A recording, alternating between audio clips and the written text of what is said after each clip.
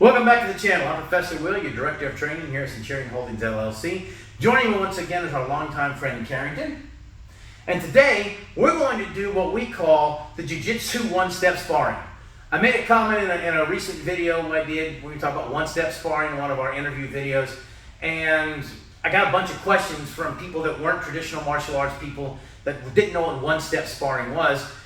And I sent them a couple of links and they said, wow, that doesn't make any sense. And I said, well, we have something similar. We just do it out of motion. So today, we're going to see how we do this one-step sparring for Jiu-Jitsu out of motion. Check it out.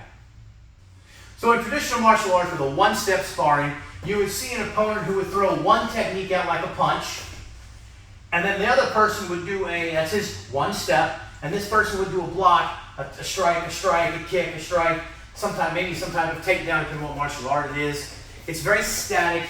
It's what we call dead, because there isn't any motion, there's no liveness to it. We do this a little bit different with aliveness. The idea here is we're going to start with just one technique. We're going to do the jab. I'm going to throw the jab, he's going to throw it back, I'm going to throw it a third time. So it's 1, 2, 3. In that technique and in that series, I can use whatever defense I want.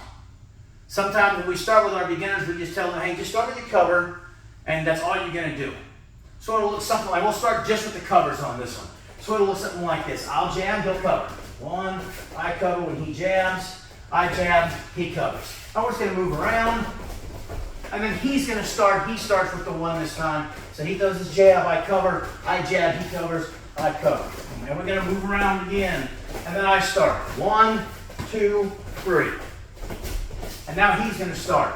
1, 2, 3. Now we're having to work distance, we're having to work timing, we're working in cooperation, not in competition yet, so we can learn to get to that level, because if we start beginners off, just tell them, hey, put some gloves on and go hit each other, you end up with the windmill of death, and you end up with a bunch of guys doing techniques for defense that look like this. And they get their face busted in. So now we can teach them to move simple and easy. So we start with the jab again. 1, 2, 3. And we're just going to move. And then he starts on the next series.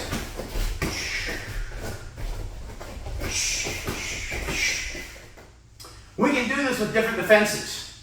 This time we're doing the cover. Maybe next time we'll work with just a pat on the jab. So now I throw the jab, he passes, he throws, I pat the jab, I throw, he passes the jab. We move around a little bit. He starts now. It's 1, 2, 3. And we're just getting this technique down while we're in motion, while we're alive, and while we're having to work distance, timing, coordination.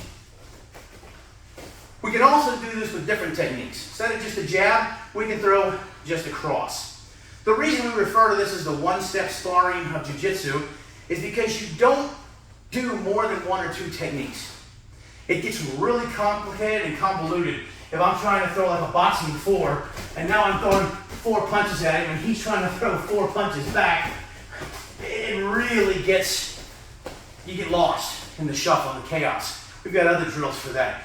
This is a good way to start people. Just a couple of techniques. 1s, the 2s, the hook. He goes with the cross, I go cover, he goes cover, I go cover, we move around. We can also supplement these techniques with different things. When I throw my cover, instead of doing the cover, he may parry it, he may slip it, he can do whatever defense he wants to it, and that's where we can add the variety on this. I know what's coming. All I have to do is defend based on where I'm at the time and what I have available at the time.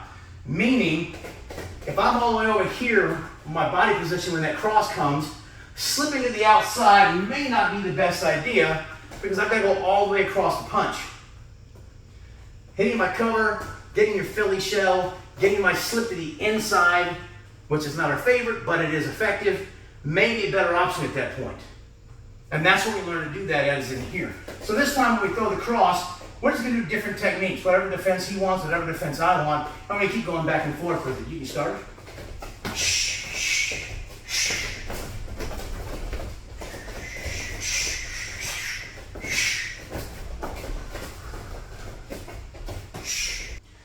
This works with more than just our punches. We can also throw our kicks in here. So we start out with just a simple foot jab, and then he'll throw it back. And I'm going to defend it, and I throw it back. And he's going to defend it.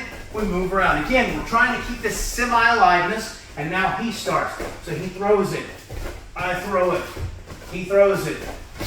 And we're moving the whole time, putting that just different technique in with it. We can throw the round kick. It's cooperation, not competition right now. So I'll throw the round kick. He defends however he wants. He throws his back. I defend however I want. I throw that one back. He defends however he wants. We move around. Again, he throws his round kick. I'm going to move. I throw my round kick. He moves. He throws his round kick. Things to remember, and he did an excellent job of it. That round kick came in. I moved back. He gave me time to get back into space and reset before he started throwing. We're not at the point yet where we're looking to hit on counters. So we're giving each other that time. I did the catch, I stopped and let go, and then let him reset before we moved around and got the next evolution of the drill. The key to this is keeping that cooperation with each other. You'll kill the drill if you don't. Hope you enjoyed today's video. We just wanted to do a really quick thing on what we call our Jiu Jitsu one-step sparring. It's just back and forth in a series of 3. Keep it cooperation, not competition. Keep the ego in check. You get great training out of it. You get semi-alive training out of it. I have to work distance. I have to work timing. I have to work within the parameters of the boundaries you can set. You can be as restrictive or as wide open as you want on this drill. It's fantastic. It's awesome. Don't forget, you can always find us at CenturionHoldingsLLC.net. You can get a hold of us at CenturionHoldingsLLC@gmail.com. You can check the QR code right between us, and we'll see you next time.